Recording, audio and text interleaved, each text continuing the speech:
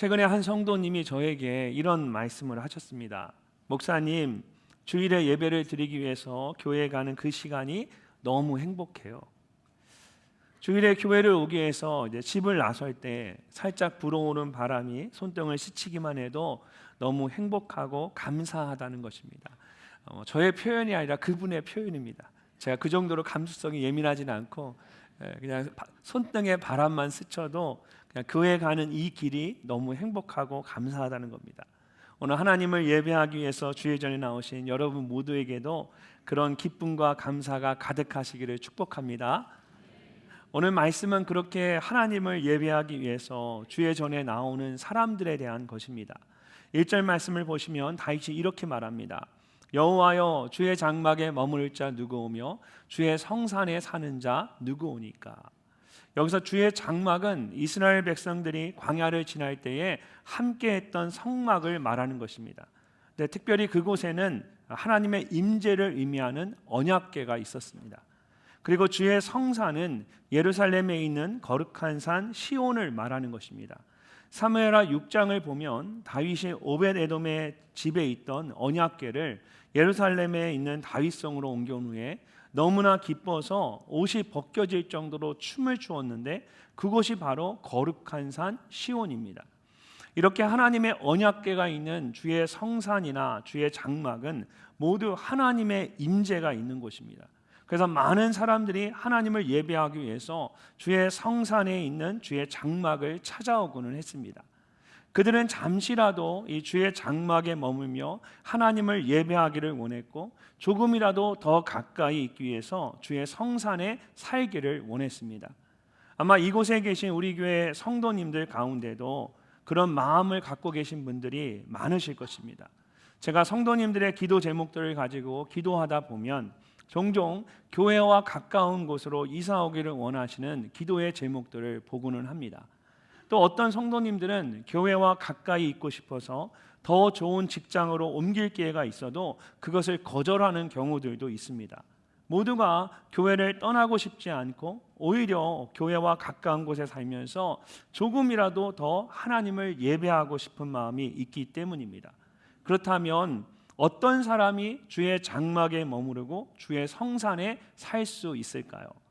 오늘 우리가 함께 읽은 이 시편 15편은 그렇게 하나님을 예배하고 싶은 사람들에게 어떤 사람이 하나님께서 원하시는 참된 예배자인지를 가르쳐주는 말씀입니다. 그래서 구약시대에는 사람들이 하나님을 예배하기 위해서 성전에 들어갈 때에 성전의 문을 지키는 제사장들이나 사람들이 이 시편 15편을 함께 불렀다고 합니다. 그러면서 내가 하나님께서 원하시는 참된 예배자인지를 스스로 점검했던 것입니다. 그렇다면 어떤 사람이 하나님께서 원하시는 참된 예배자일까요?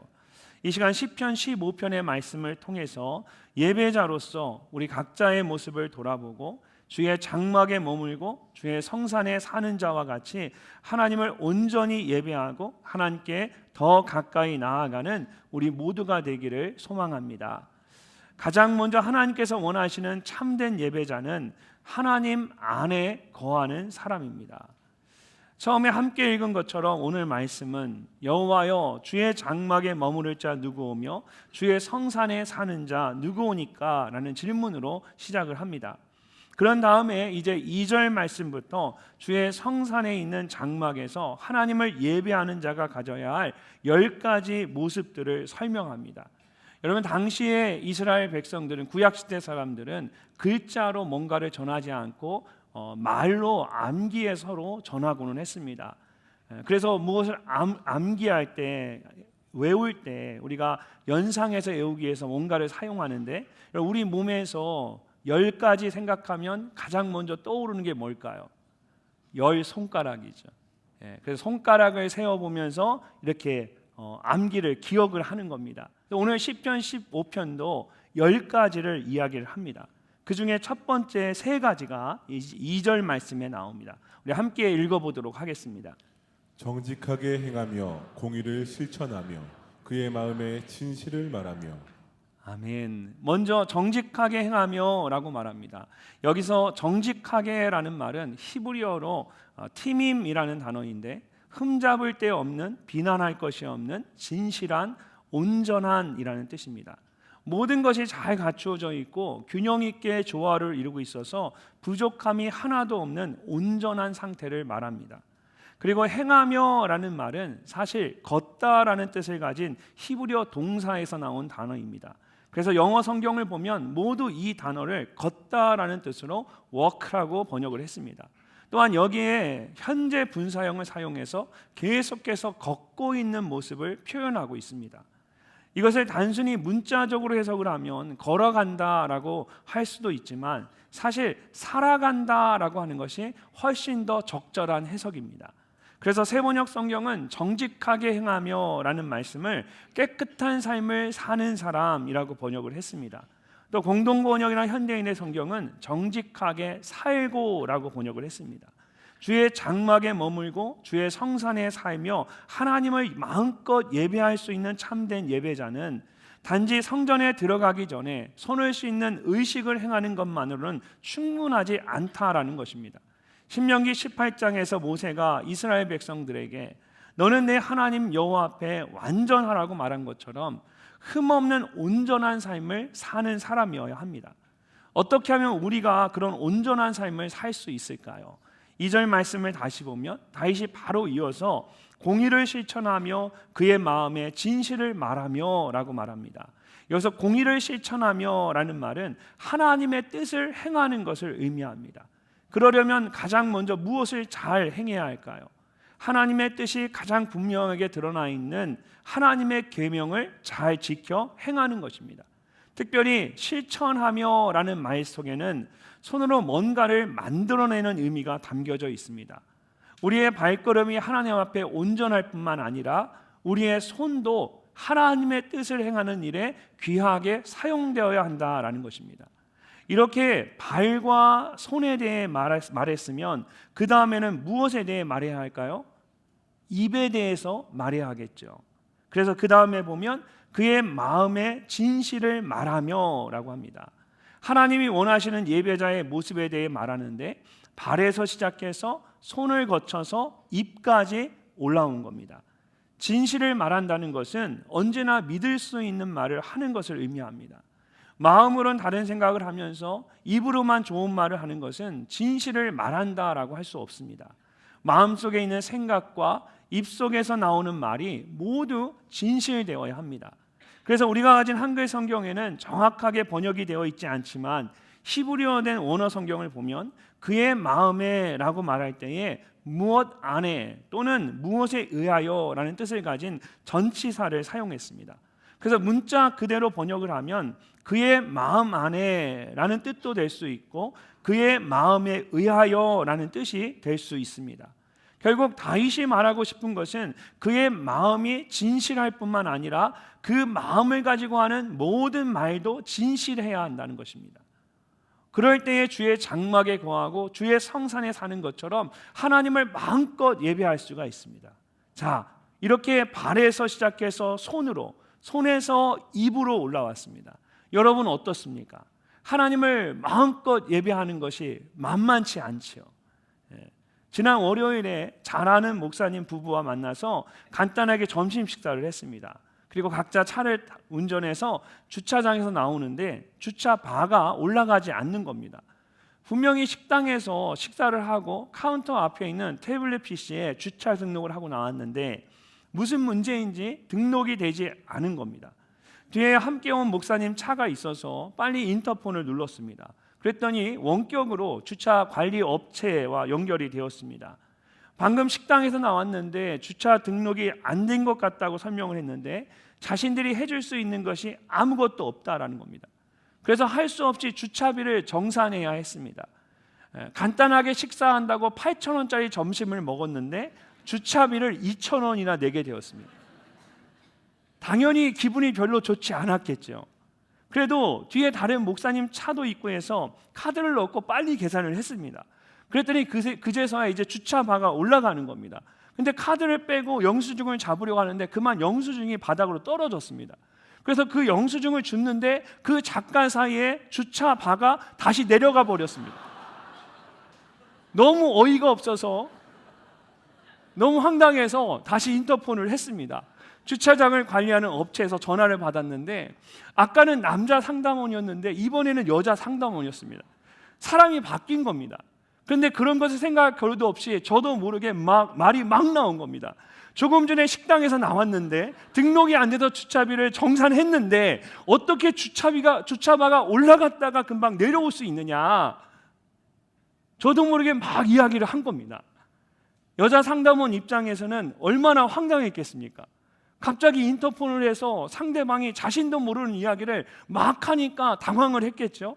어쨌든 주차말을 다시 열어줘서 주차장에서 나왔습니다.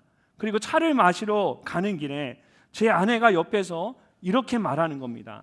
여보, 어제 주일에 당신이 하나님이 계신 것을 알면서도 하나님 없는 것처럼 살면 안 된다고 말씀을 전했는데 어머 권사님 그렇게 말하는 것과 이게 뭐가 차이가 있냐는 거예요.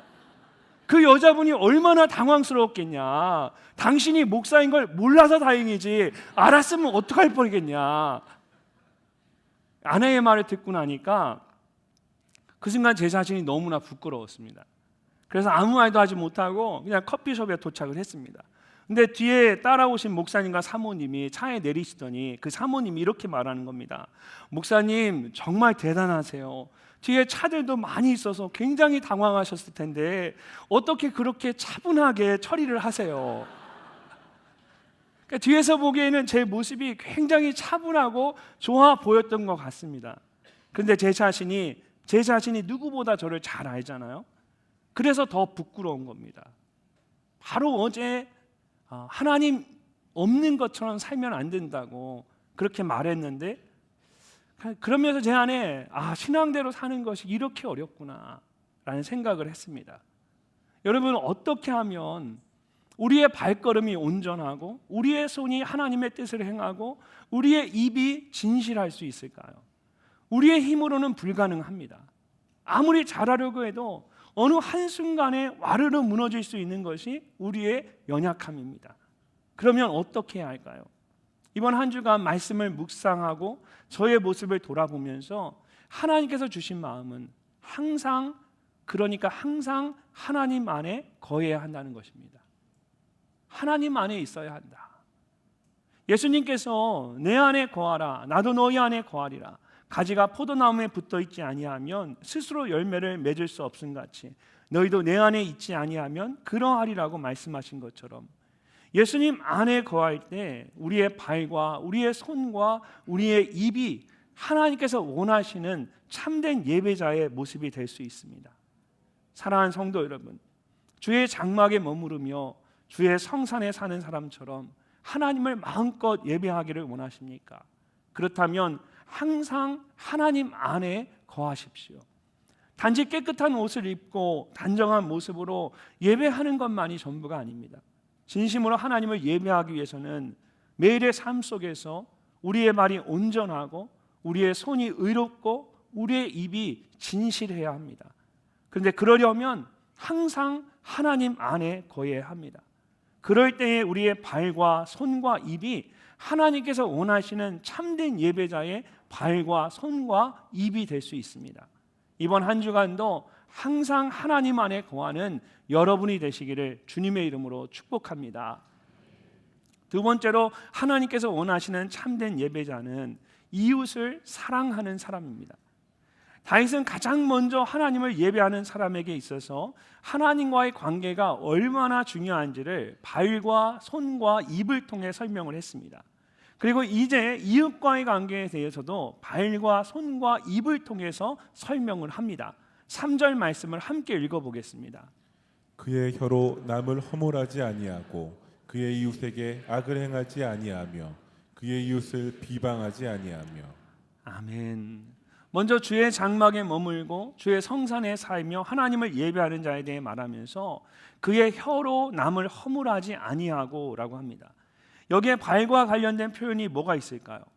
우리가 가진 한글 성경에는 허물하지 아니하고 라고 번역이 되어 있는데 히브리어로 된 원래 성경을 보면 허물하지라는 말이 라갈이라는 히브리어 단어로 되어 있습니다.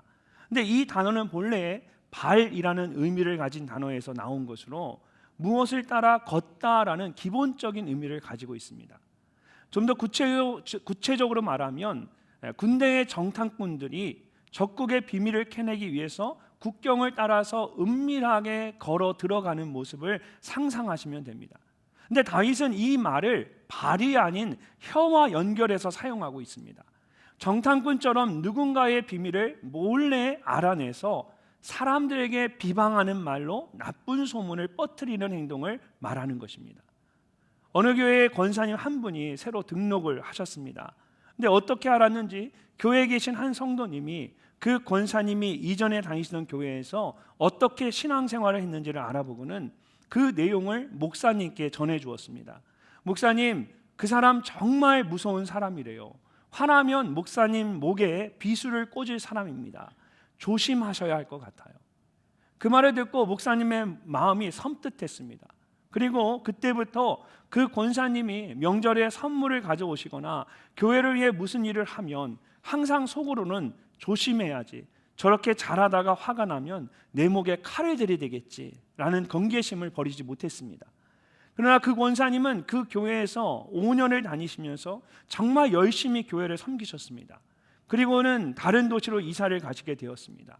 그분이 이사한 뒤에도 그분은 그 교회에서의 신앙생활을 잊지 못하며 때마다 목사님께 고추장과 된장과 여러 가지 농사 지은 것들을 보내곤 하셨습니다. 목사님은 그 권사님이 떠나고 다시 5년이 지나서야 비로소 선입견을 버릴 수 있었다고 합니다. 함부로 비방하는 말 한마디가 사람과의 관계를 10년 동안 방해한 것입니다.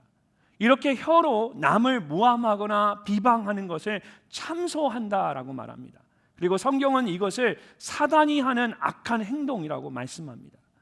물론 그 권사님이 실제로 전에 다니던 교회에서 나쁜 일을 하셨을 수 있습니다. 그러나 그것은 지난 과거의 일입니다.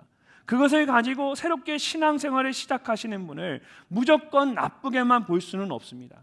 그리고 무엇보다 그런 말을 전하는 사람이 더 나쁩니다. 그것은 절대로 하나님께서 기뻐하시는 행동이 아닙니다. 그런 사람의 예배를 어떻게 하나님께서 기쁨으로 받으시겠습니까? 하나님께서 원하시는 참된 예배자가 되기 위해서는 다른 사람들에 대해서 함부로 모함하거나 비방하는 행동을 해서는 안 됩니다. 또한 그의 이웃에게 악을 행하지 아니하며 라고 말합니다. 여기서 말하는 이웃은 앞에서 말하는 남보다 조금 더 가까운 사람들을 말합니다. 그래서 이전에 개역 한글 성경은 벗이라고 번역을 했고 새번역 성경이나 다른 한글 성경들은 친구라고 번역을 했습니다. 평상시에 서로 도움을 주고받는 가까운 사이를 말하는 것입니다. 그런데 그런 사람을 향해 악한 행동을 한다는 것은 서로의 신뢰를 깨트리는 일입니다. 특별히 행하지 아니하며라고 말할 때 이 행한다라는 말로 사용된 히브리어 단어에는 손으로 무엇을 짓거나 만든다는 의미가 담겨져 있습니다. 앞에서 하나님과의 관계에 대해 설명을 하면서 발과 손과 입에 대해 말했는데 여기서도 이웃과의 관계에 대해 설명을 하면서 발에 대해서 말했고 이어서 손에 대해 말하고 있는 겁니다. 친구처럼 가까이 있는 누군가를 괴롭히기 위해서 나쁜 말을 만들어내거나 음모를 꾸민다면 어떻게 하나님께서 그런 사람의 예배를 기쁨으로 받으시겠습니까? 그렇게 해서는 하나님께서 원하시는 참된 예배자가 될 수 없습니다. 마지막으로 그의 이웃을 비방하지 아니하며 라고 말합니다. 우리가 가진 성경에는 똑같이 이웃이라고 번역이 되어 있지만 사실 이 단어는 가까이 가다, 접근하다라는 뜻을 가진 히브리어 동사에서 나온 단어로 아주 가까운 사람이라는 의미가 담겨져 있습니다. 그렇다면 누가 그런 사람일까요? 여러분에게 가장 가까운 사람이 누구입니까? 아주 가까운 절친이나 가족을 말하는 겁니다. 남들에서 이웃으로 다시 이웃에서 가족으로 조금씩 그 범위를 좁혀오죠. 왜 그럴까요? 가까우면 가까울수록 상처가 크다라는 것을 강조하기 위해서입니다. 그리고 여기에 비방한다라는 말에는 옷을 벗긴다라는 의미가 들어 있습니다. 사람의 입에서 나오는 말로 모욕이나 수치를 당하는 것을 말하는 것입니다. 그것도 가장 가까운 절친이나 가족에게 이런 비방을 당한다면 그 상처가 얼마나 크겠습니까? 그리고 어떻게 하나님께서 그런 사람의 예배를 기쁨으로 받으실 수 있겠습니까? 그래서 우리는 가족과 같이 정말 가까운 사람일수록 더욱 말을 조심해서 해야 합니다. 오래전에 제 아내가 둘째를 임신했을 때의 일입니다. 제 아내는 매번 임신할 때마다 입덧을 심하게 했습니다. 그런데 생활을 위해서 일을 하지 않으면 안 되어서 어쩔 수 없이 입덧을 하면서도 가게에 나가서 하루 종일 일을 해야 했습니다. 너무 심할 때는 가게 문을 잠시 닫아놓고 차가운 시멘트 바닥에 쓰러질 정도로 힘들어 했습니다. 근데 그때 저희와 가깝게 지내는 한 가정의 사모님도 임신을 했습니다. 저희보다 나이가 조금 더 많고 결혼도 먼저 하셨는데 아이가 생기지 않다가 드디어 임신을 하게 된 겁니다. 근데 그 가정의 목사님이 입덧으로 힘들어하는 제 아내에게 이렇게 말하는 겁니다. 우리 아내는 입덧 때문에 너무 힘들어서 아무것도 못하는데 그래도 이윤자 사모는 가게에 나가 일하는 것을 보니까 우리 아내보다는 훨씬 낫네. 어떤 분이 진짜 그러셨어요. 저희와 가까워서 허물 없어서 편하게 한 말인 것 같은데 그 말이 저희에게 큰 상처가 됐습니다. 정말 비수가 꽂히는 것 같았습니다. 세상에 일하고 싶어서 일하는 사람이 누가 있겠습니까? 일하지 않으면 안 되니까 힘들어도 어쩔 수 없이 일하는 겁니다. 그런데 그런 사람에게 함부로 말을 하니까 그 말이 큰 상처가 되는 겁니다. 이처럼 나의 말과 행동이 그냥 가깝고 친하니까 허물없이 한 그 말이 누군가에게는 정말 큰 상처가 될 수 있습니다. 가까우니까 더 상처가 되는 겁니다. 그런데도 아무렇지 않게 하나님 앞에 나아가 예배를 드린다면 하나님께서 그 예배를 어떻게 생각하시겠습니까? 그래서 마태복음 5장을 보면 예수님께서도 제자들에게 이렇게 말씀하셨습니다. 그러므로 예물을 제단에 드리려다가 거기서 내 형제에게 원망들을 말한 일이 있는 것이 생각나거든. 예물을 제단 앞에 두고 먼저 가서 형제와 화목하고 그 후에 와서 예물을 드리라. 혹시 여러분의 말이나 행동이 다른 누군가에게 상처가 되었다면 여러분 생각에 상처가 되지 않았다라고 생각하는 건 중요하지 않습니다. 여러분과 상관없이 여러분의 말이 혹시라도 그 행동이 누군가에게 정말 상처가 된 것이 문득 떠오른다면 이 말씀을 들으면서도 순간적으로 그 말이 내 가까운 내 아내에게는 내 남편에게는 우리 아이들이나 내 친구에게는 정말 상처가 될 수 있었겠구나 라는 그런 생각이 문득 드신다면 여러분 꼭 찾아가셔서 용서를 구하고 다시 화목하실 수 있기를 바랍니다. 그냥 다 지나간 일로 생각하거나 가볍게 미안해라는 말로 그냥 끝내지 마시고 직접 마주 앉아서 여러분 정식으로 사과를 하십시오. 그럴 때에 하나님께서 여러분의 예배를 기쁨으로 받으십니다. 그런 용기와 결단이 여러분에게 있으시기를 주님의 이름으로 축복합니다. 마지막으로 하나님께서 원하시는 참된 예배자는 하나님을 경외하는 사람입니다. 시편 15편이 하나님을 예배하는 자가 가져야 할 10가지 모습에 대해서 말한다고 했는데 이미 하나님과 관련해서 3가지 또 이웃과 관련해서 3가지를 살펴봤습니다. 10가지 양손으로 말하는데 하나님과 관련해서 이 오른손을 사용합니다. 하나 둘 셋 이야기했고 사람 이웃과의 관계는 왼손으로 하나 둘 셋 이야기했습니다.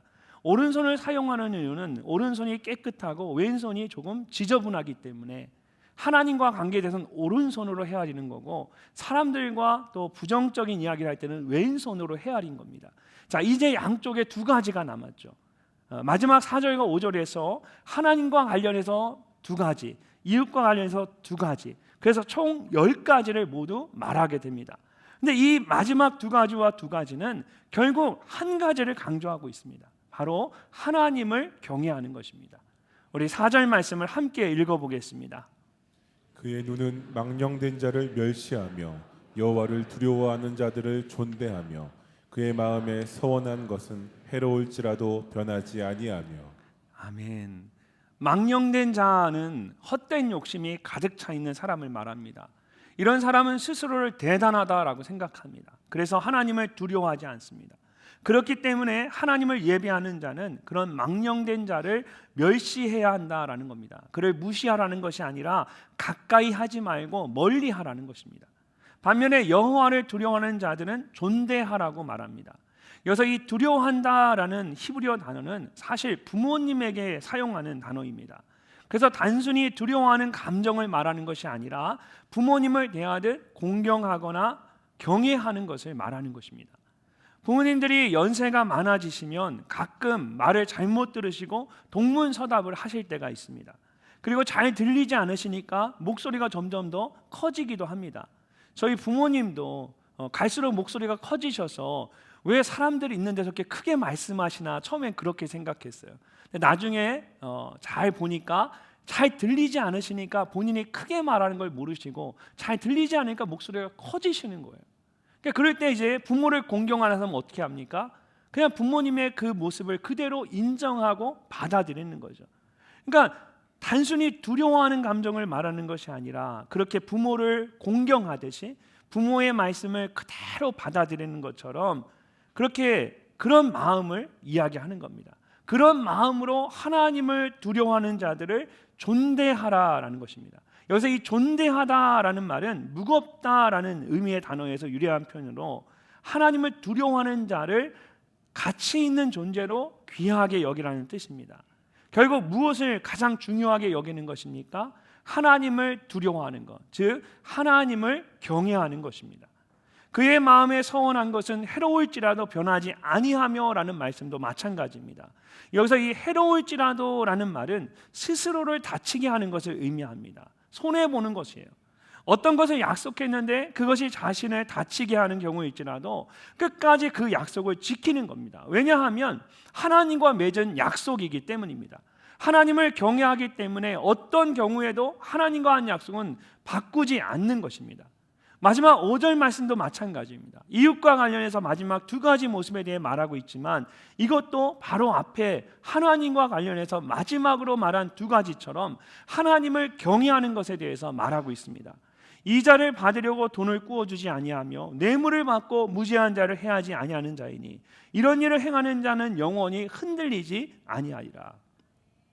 이스라엘 공동체 안에서는 어려운 사람을 돕는 것이 아니라면 서로 돈을 꾸어주지 못하도록 했습니다. 근데 만약에 너무 어려워서 돈을 꾸어주어야 한다면 그때는 이자를 받지 않도록 했습니다.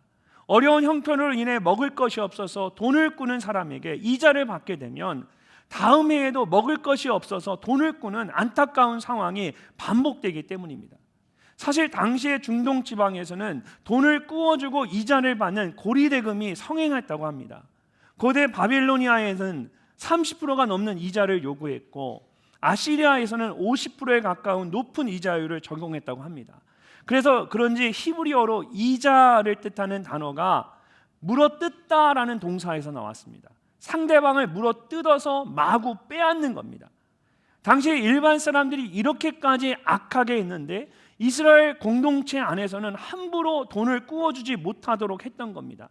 만약 형편이 너무 어려워서 꼭 도와줘야 한다면 이자를 받지 말고 그냥 꾸어주도록 했습니다. 사실 그들이 이렇게 할 수 있었던 것은 하나님께서 그렇게 하라고 말씀하셨기 때문입니다. 레위기 25장 37절을 보면 하나님께서 이스라엘 백성들을 향해 이렇게 말씀하셨습니다. 너는 그에게 이자를 위하여 돈을 꾸어주지 말고 이익을 위하여 내 양식을 꾸어주지 말라. 하나님께서 어떤 상황에서든지 이익을 위해 돈을 꾸어주는 것을 엄격하게 금지하셨습니다. 만약 어쩔 수 없이 꾸어주어야 한다면 이익을 위해서는 절대 하지 못하도록 하셨습니다. 이것은 오늘날 우리 교회 안에서도 마찬가지입니다. 서로 돈을 꾸어주는 일을 해서는 안 됩니다.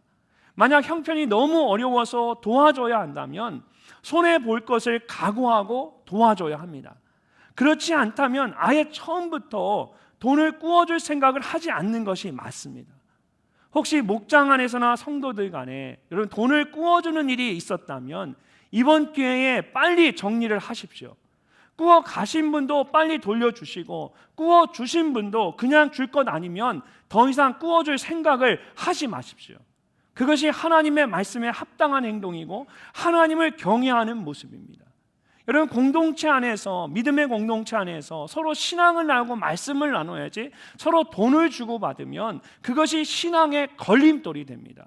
그러니까 교회 안에서, 목장 안에서 절대로 돈을 꾸어주고 꾸어가는 일들이 있어서는 안 됩니다. 정말 도와주고 싶은 마음이 있으면 돈을 꾸어주는 것이 아니라 그 사람을 돕기 위해서 지정헌금을 하십시오. 그냥 그 사람에게 정말 아낌없이 아무 이익을 생각하지 않고 돕고 싶은 마음으로 그냥 줄 것이 아니면 꾸어주고 꾸어가는 일을 해서는 안 되는 겁니다. 만약에 여러분 목장 안에서 또 성도들 간에 누가 꾸어달라 그래서 난처하시면 제 이야기를 하십시오. 목사님이 설교 시간에 절대로 교회 안에서, 목장 안에서 돈 꾸어주는 일 하지 말라고 했다고, 돈 오고 가면 안 된다고 말씀하셨다고 그렇게 이야기하고 정중하게 거절을 하십시오. 그리고 그분을 위해서 진심으로 기도해 주시고 정말 그분을 돕고 싶으면 지정헌금을 통해서 깨끗하게 도와주십시오. 그것이 주님이 정말 원하시는 공동체의 모습입니다. 뇌물을 받고 무죄한 자를 해하지 아니하는 자도 마찬가지입니다. 뇌물을 받게 되면 거짓말을 하게 되고 결국 죄가 없는 사람이 억울한 일을 당하게 됩니다. 하나님을 경외한다면 이런 억울한 일이 일어나도록 해서는 안 되는 것입니다. 이렇게 하나님과 관련해서 두 가지, 그리고 이웃들과 관련해서 두 가지, 서로 다른 네 가지를 말하는 것 같지만 사실 모두 하나님을 경외하는 것에 대해 말하는 것입니다. 하나님을 경외하기 때문에 망령된 자를 멀리하는 것이고 마음에 서운한 것을 끝까지 지키는 것입니다. 또한 하나님을 경외하기 때문에 서로 이자나 뇌물을 받지 않는 것입니다. 이렇게 하나님을 경외하는 자가 주의 장막에 머무는 자이고 주의 성산에 사는 자입니다. 하나님께서 그런 사람의 예배를 기쁨으로 받으시고 그의 삶을 영원히 흔들리지 않도록 붙잡아 주십니다. 여러분 모두가 하나님을 경외함으로 영원히 흔들리지 않는 삶을 살아가실 수 있기를 주님의 이름으로 축복합니다.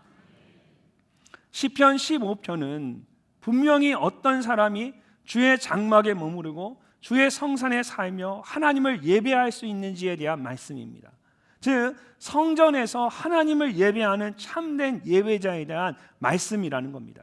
그런데 말씀을 보면 하나님을 찬양하고 예물을 드리고 말씀을 나누는 것 같이 성전이나 그 속에서 드려지는 예배와 관련된 내용은 하나도 없습니다. 모두 일상의 삶 속에서 어떻게 살아가야 하는가에 대한 내용들 뿐입니다. 왜 그럴까요? 한 주간의 삶 속에서 항상 하나님 안에 거하고 이웃과 더불어 화목하고 하나님을 경외하는 사람이 결국 주일에 하나님 앞에 나와서 온전하게 예배할 수 있기 때문입니다. 로마서 12장 1절에서 바울은 우리가 마땅히 드려야 할 예배에 대해 이렇게 말합니다. 그러므로 형제들아, 내가 하나님의 모든 자비하심으로 너희를 권하노니 너희 몸을 하나님이 기뻐하시는 거룩한 산 제물로 드리라. 이는 너희가 드릴 영적 예배니라. 아멘. 사랑하는 성도 여러분, 하나님께서 우리에게 가장 원하시는 예배는 삶이 예배가 되고 예배가 삶이 되는 거룩한 산제사와 같은 예배입니다. 매일의 삶 속에서 하나님과 함께 동행하고 이웃과 더불어 화목하고 하나님을 경외하는 자가 되기를 원하십니다. 바로 그런 사람이 하나님께서 원하시는 참된 예배자이고 주의 장막에 머물며 주의 성산에 사는 자입니다. 이번 한 주간도 삶의 자리에서 하나님을 온전히 예배하는 여러분이 되시기를 바랍니다. 그래서 한 주 후에 다시 이곳에 모여 우리가 함께 예배할 때에 더 큰 기쁨과 감사로 하나님을 예배하는 저와 여러분이 되시기를 주님의 이름으로 축복합니다.